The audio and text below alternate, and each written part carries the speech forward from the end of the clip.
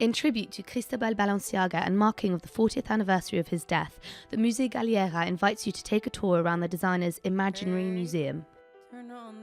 More than 70 costumes and items of clothing interact with about 40 haute couture dresses and coats, proof of the designer's passion for history and his mastery of skills.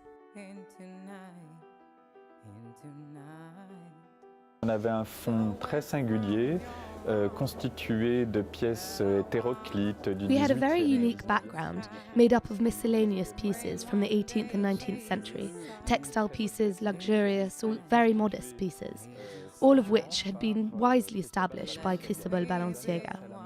A few years after his death in '79, his family donated this set of inspiration documents to the Musée Galliera, and I discovered that it had never been shown in its entirety.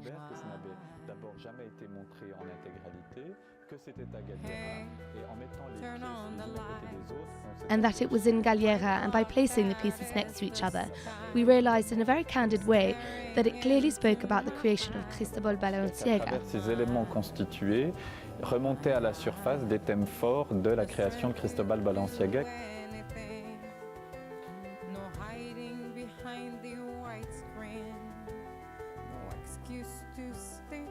Lorsqu'on a mis ces 80 pièces à côté, on a vu en effet que des Through these elements, when we laid out the 80 pieces next to each other, we saw that strong themes like the 19th century, the taste for costume history and folklore emerged for the most part, and in the time that we had, we tried to go and find in Cristóbal Balenciaga's haute couture collections pieces that, without admitting their inspirations, were like resonances or mirrors to this collection of documents.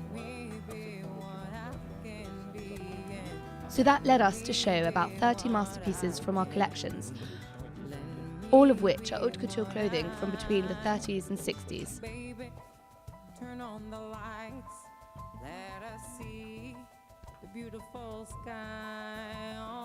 In addition, like all great talents, he is someone who doesn't do literal replicas of his inspirations. But on the other hand, I think that this is obvious, and I hope that the exhibition proves it.